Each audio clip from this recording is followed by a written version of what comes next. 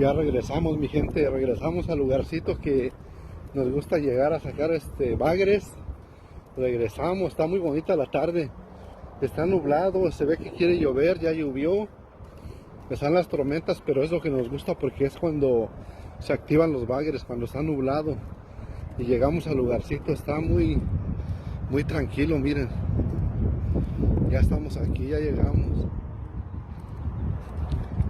Aquí en este lugar, aquí en este punto es donde se pegan los pescados. Ya conocemos el lugarcito aquí, miren. Ahí mero es donde están, ahí le vamos a tirar ahorita para allá. Tenemos todo esto para tirar toda la tarde, miren. A ver qué nos sale, ya llegamos. Saluditos, mi gente.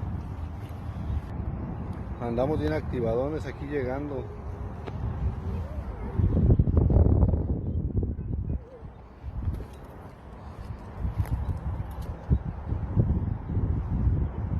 Ahí ya está la gente. La gente lo que llegó es a comer. La gente, ahí está la gente, miren.